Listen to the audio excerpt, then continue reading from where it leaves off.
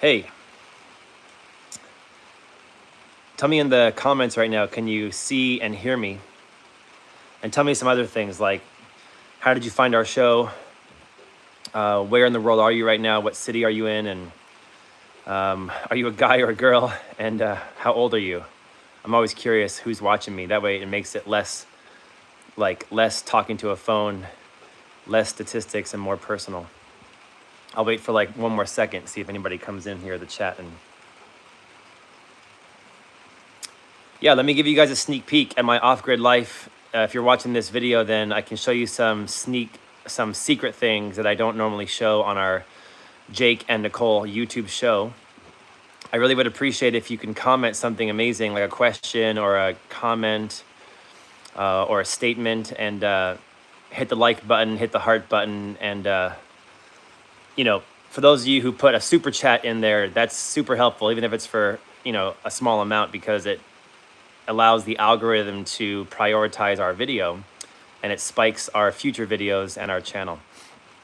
I'm doing great, guys. I see everybody here, you know, from Memphis and Michigan and Ireland. So I wanted to show you guys, I planted the first thing in the greenhouse. So let me show you what I'm doing here. I'll show you. I think it's around nap time right now for Nicole's putting all 3 kids to sleep. Usually I'm in charge of putting Fox for nap, but I'm gonna use this as a chance to take a break and show you guys what I'm doing. So here's the greenhouse. I filmed the whole build so you guys can watch it in 4K on YouTube. Coming up, if you subscribe to our channel, you'll see it in the episode. And I'm starting to put all the beds together. So what I did to make these beds is I milled all this. I have a mill. I felled the trees with my chainsaw, and then I used the tractor to put the trees on the mill, and then I sawed them into these railroad tied shapes, and then I just built beds out of them. And then I just took some other wood and I cut it here, and I screwed them into each other. And then I took a torch around, and I took my torch and I flamed the bottom and the inner edge, so that you know, that char, that shosugiban will help to block a little bit of rot. But when they're this thick, you know, like when they're super thick like this, it's like some of them are, you know, 10 by 10s, 8 by 8s, 6 by 6s. It's going to be a long time before they rot. Hopefully, like Fox will be a teenager before it has to be replaced. Hey, who did that? Melt 725. That is so beautiful. Thank you for supporting us, and I'm so grateful for you guys who give a monetary support behind our videos. So thank you. If you guys keep doing that, if you keep commenting and enjoying these live videos, I'll keep doing them, but I'll try to have something of value to tell you. Coming up, I'll tell you guys some secret things that I, you know, read and I find, but right now I'll just show you our life, what we're doing, and then you'll see full videos on this. So those of you who come into the lives, you get sneak peeks of what's coming up on the show. What should I plant in here? We're in a very temperate rainforest. It's pouring rain outside, but I'm safe in the greenhouse. And I just planted a bay leaf tree right there because I had a bay leaf outside and it survived one winter, and then the second winter it died. So I'm putting a bay leaf, I have 2 of them inside the greenhouse, hoping that they'll survive the winter in here. I think I'm correct, I think that they will. So I did it in this bed so the bay leaf can grow in the back. They're not a very invasive tree, and then the front can be other stuff like tomatoes or something else. And I'll tell you a secret that I'm really supposed to be, I'm supposed to be obsessed with finishing the shipping container house, which is difficult because the shipping container house is mostly done. Here, I'll show you guys what it looks like. See, that's the greenhouse there. You can see the whole thing. I put this door in. And then when you go to close the door, you just close it, and then you take this guy and you just go, and now it's closed. And then we're gonna put an electric fence around it, because once stuff starts to grow, maybe even now with the compost, bears will start to come. But the shipping container house, it's already mostly done. You know, it's 4 containers on the bottom and 2 on the top. It's a 2-story house, and it just needs to have the trim put on, the roof put on, and then inside the rooms made. It's structural, the foundation, everything is there. It's already cut up to size. So I'm supposed to be obsessed with that. And I keep getting little things that I do because, you know, out in this area, I'm the electrician, the plumber, the contractor, the roofer, the dad, the gardener, the bitch work guy, and I'm trying to find my own time too. So I found out that in a town nearby, there's like somebody that's got some hens and chickens, and at the tropical property, we have 15 hens, and it gets us about 10 to 12 eggs a day. And we've shown you that on the channel. And then we said we wanted 10 kids. I don't think so, Benjamin. Maybe joking in jest. And so at this property, we've never had chickens, even though it's been, there's two things we really want here on this property, and it's bees and chickens. And we've been afraid because there's so many alpha predators walking around. There's so many cougar. We already had an incident, an interaction with the cougar last week. We've already seen our first bear. We usually see a couple dozen per season.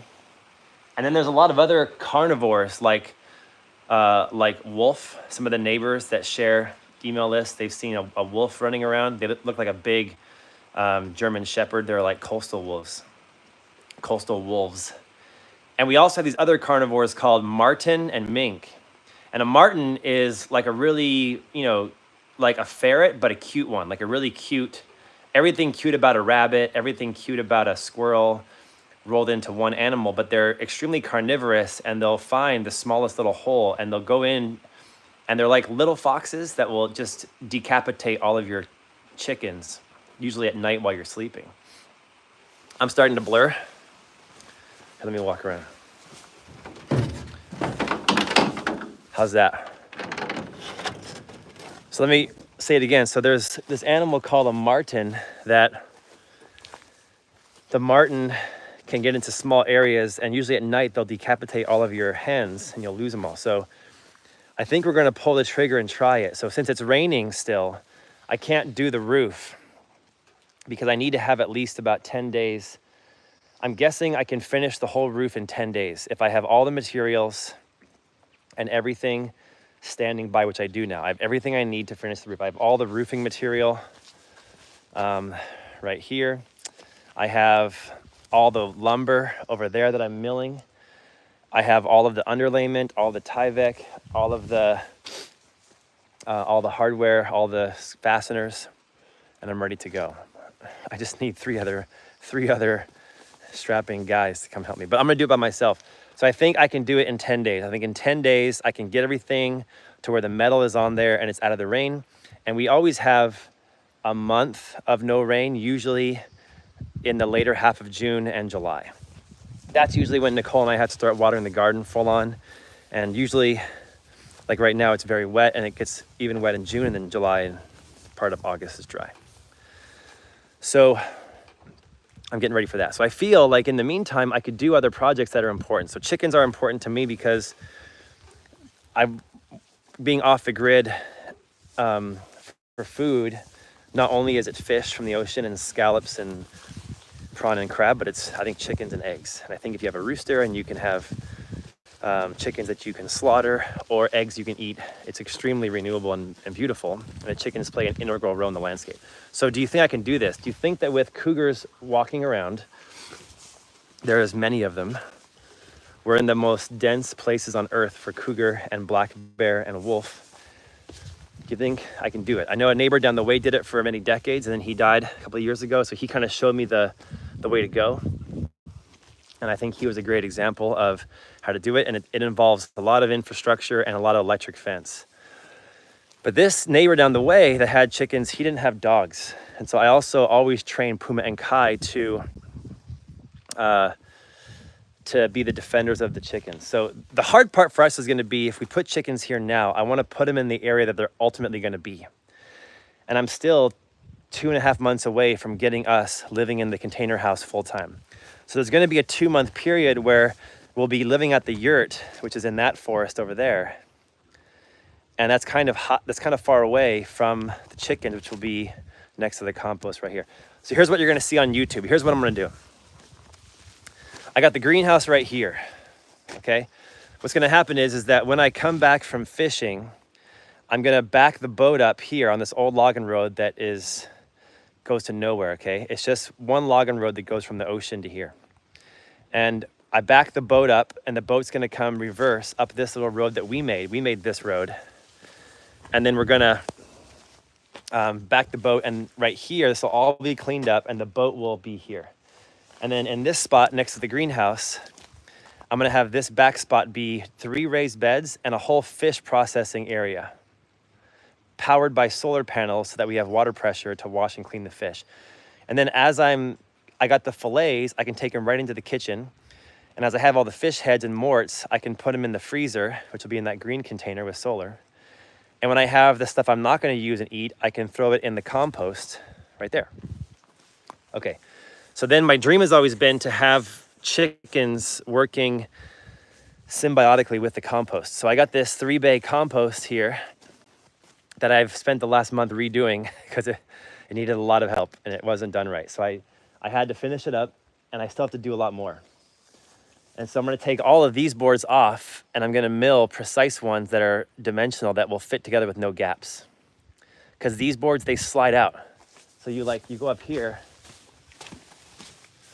and you slide these off, and then inside there is your compost. So in there we do compost with chainsaw filings. And so all of our food scraps and seaweed and chainsaw filings go in there, and we put the boards back. And now it's a little defense from the bear. So I'm going to tighten this up so that no mink or marten can go in there. And then on the back side here, I think what I'm gonna do is this jungly area right here is behind the compost. I'm gonna turn this into the chicken run. So I'm gonna get the neighbor down the way that has an excavator. He's gonna drop off 4 loads of dirt. And then I'm gonna use my tractor and I'm gonna spread it to flatten this area out. And then I'm going to enclose this in a tight chicken wired run. So the entire run, the top, the sides, everything is in chicken wire. And then I'm gonna put the chicken wire down into the ground and then bury it with the backfill. So now nothing can get in there but the chickens. And then I'm gonna put a coop in that run. Then on the outside of that run, I'm gonna put deer fencing with 2 bands of electric fence.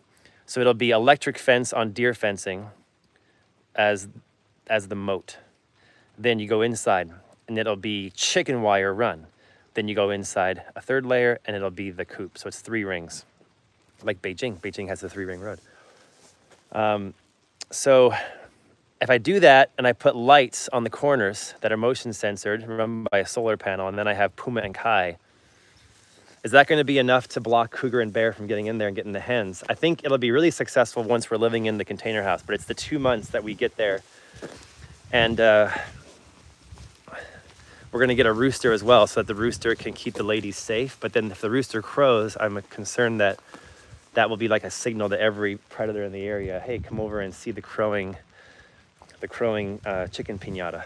You think this is smart? You think we're gonna, because there's a lot of work into going and getting these chickens and bringing them up here. We don't have anybody in the area that has hens, so we have to go kind of far away and get a farm that's got them and bring hens back here. So what do you think? What do you guys think? We're gonna be able to do it. Do you guys like the greenhouse? So tell me in the comments pros, cons of getting the chickens, and if you like my proposal that I just made to you about how we're gonna build it. Is there anything else we should do, like have water cannons on the sides or horn blasts? Obviously you have cameras on it. All these structures will have cameras, so I can see at night, I'll get an alert with like a Blink or a Google Home or something like that, where I'll get an alert if it's tripped, We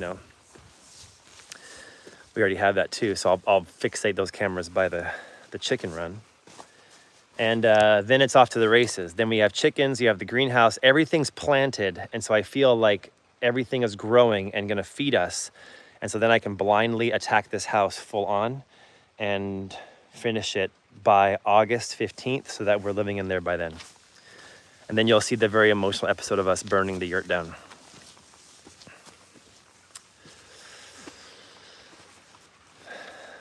I'm also getting old, and I'm also doing this solo because Nicolle is right now the mom. And we used to be 50-50 on the work, and now it's like 80-20. It's like I'm 80% work, 20% kids, and she's 20% work, 80% kids, So we're teaming up. Anybody out there want the yurt? You want to come here with like an excavator and just fork it up and drive it to the ocean and take it to your location? You guys want it? I'm gonna try to reuse all the materials on it. So like, there's quite a lot of rent the yurt for extra income. No, thank you. What do you think the point of being out here is? The point of being out here is to be connected with nature. I don't want random renters next door. Are you kidding me? The whole point of being out here is to be with our family and be private and with nature and all that. I would love to rent out the container house if we are at the tropical bug out location. That would be a thing to do, is to rent out this one while we are at the tropical one, because they were there for the tropical one for a year finishing that big house.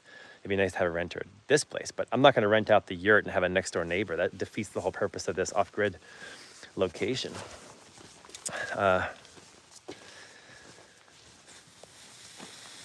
What I am going to do is I'm going to go to the yurt and I'm going to disassemble all the wood on the deck and all the wood on the roof of the woodshed, and I'm going to try to see if we can somehow get the bunkie over here and then somehow lift up the pizza oven. You know, the pizza oven, I love it so much. Somehow lift up the pizza oven and get it over here, and also use all the wood from the garden deck to the yurt deck and bring that wood over. And then what I'll be doing with all that wood, 'cause I chainsaw milled that wood back in the day with an Alaskan mill, and it's still amazing. I'm gonna just plane it and make it dimensional with my electric saw, and I'm gonna use that to build the walls in here. Okay, so I'm not gonna use drywall. We're gonna make the walls out of wood, and all the wood over there is real thick, nice wood that I'll just make beautiful, and I'll repurpose it into the container house. Yeah, Kevin, that's the good thing. You know, the yurt, I want to do that. I want to make the yurt for family and friends. That's a great idea. But the bad part is that when family and friends come, you want them to be staying with you in the house, because it's kind of fun to have family, everybody all eating together and bunked up together, you know? So you don't want to have the family and friends, you know, way the heck over across the way. And the problem with the yurt is, the one big con of the yurt location is that it never gets sun. We built it in that location because I was really afraid that everywhere else I built at the time was going to sink in the earth. And so we built it there because I uncovered an old logging road, and so it was very stable and strong underneath the yurt. But the minute that we don't live in the yurt, it's not getting the sun blasted on it, and therefore it just invites mold into the whole thing. So the minute that someone's not there with the wood stove going all the time, mold just comes in. And it's also very challenging to keep it landscaped where the forest doesn't swallow it up. So it just would be too much maintenance to keep it going. And we're gonna have this compound right here. This is the compound. This is the living quarters, the greenhouse, the container house, the wood sheds back there, the compost built into the chickens. Oh, by the way, I'm gonna take this 3-bay compost, and once the chickens are in there, I'm gonna give them little access doors so that they can, whenever they want, they can go from the run into the compost, and they can always dig in there, poop and eat, and then come back out. So they'll have access to the entire 3-bay compost system as well.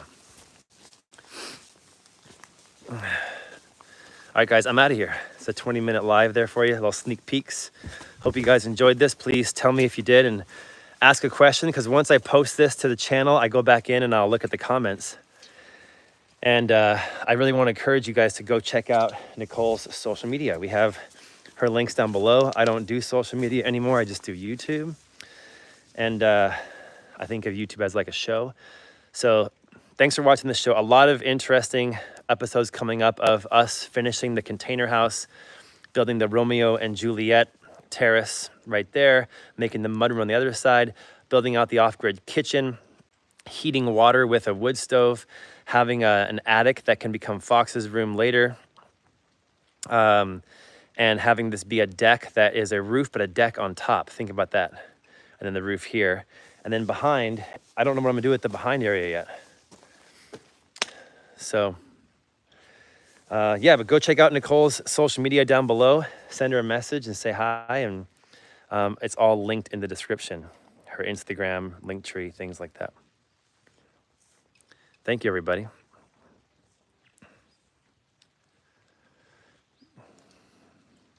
Misha says, love your off-grid journey. So jealous. I have a question. How do you plan for your kids' socialization and social skills living so remotely? I get this question. I disabled all the comments. And on these live videos, I've kept the comments on. But I think, should I turn the comments back on, the full episodes, or should I keep them off? I'm getting really sick of the comments.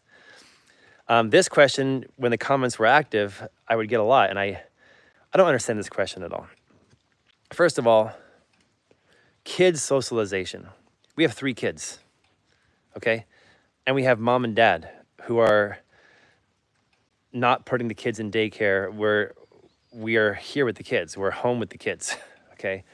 We're very beautiful, active parents. So there's a 5-family unit socializing all the time. And then there's grandma, grandpa on Jake's side. There's grandma, grandpa on Nicole's side. There's Nicole's side that has brother, sister, brother. There's dad's side that has brother, sister. There's best friends on mom's side that always come and visit. You don't think that we hide here in the forest all the time? We still, like, where do you think I'm getting a lot of the supplies? Like, where did the polycarbonate come from for the greenhouse? And where did these containers come from? You know, I still go to town and we get supplies. You know, the goal is to provide our own electricity and have no debt and provide our own food, but we still are people on the earth. You know, we make an income with the stuff that we do, like you guys do. We still go places. We still get involved with mommy baby groups, you know. Nicolle goes to different mom groups, and the kids are going to be in sports and, you know, music classes and language classes and science classes and things like this. I don't understand this question. Like, you think that kids need daycare and public schools? Do you know how recent of a thing that public schools and daycare is? How recent? It's so recent. Just 100 years ago, you know, people were still living in their small groups. And I think that we get too much socialization these days, too much. I think that people need to be a little more quiet, a little more introspective, a little more action oriented and less talking oriented. Look at every single person that grabs a phone like I'm grabbing right now. Every single person in America anyways, they know how to hold the phone up and turn it on. Ooh, TikTok, dude, gotta dance for it. Lip sync, make 1 million views. Hey guys, what's happening? Hit the like button and subscribe, please guys. Like, everyone knows how to turn it on. You go back 50 years and I've watched these videos from the 1960s where some people were like interviewing kids in school or college kids. I watched these black and white, not the 60s, the 50s, black and white videos. And when cameras are interviewing kids back then, nobody knew how to turn it on. Everybody was like shocked at the camera. Everybody has this reaction like, oh my God. And they don't know how to respond, and they're talking very normal. I'm so over all the turn it on, you know, like, I know how to be on camera because my whole life I've watched YouTube. Like, I don't like that. So I actually like being more like a cougar and a bear and an orca that has their tight friend and family social circle. You know, historically, humans have only had these small groups of your inner circle, and that's your trusted, beautiful family group. And so we're creating that as well. So I think our kids are going to be very well socialized in multiple cultures, multiple countries. And instead of studying geography and history in a book, we're going to be taking them to those countries. We think it's very important for them to experience different cultures and countries and things like that. So that'll be a whole other side coming up when they're old enough. Oh my God, I thought I just saw a big black bear on the road. I was going to show you guys. Oh man, I just saw this black shadow in the forest over there. I thought it was a huge bear. Oh man, that would have been exciting. If I keep doing these live videos, we're gonna come across a cougar or a bear one time. I had this other viewpoint as I close this live out that we're not really in year 2025 right now. We're actually still in the 1500s. And We just have better distractions. I think that if you were back in the year 1000 or 1200 in different places, you would find the same humans, the same mental, with the same physical, with the same spiritual as you find now. And I think that us today, it's just much easier to distract and manipulate people. And there's been a very concerted effort to manipulate and distract everybody. And it's up to you to jump in the ocean and free dive once in a while, because when you free dive in the ocean and hold your breath and you're down with the sharks and the fish and you're hunting your own food, you instantly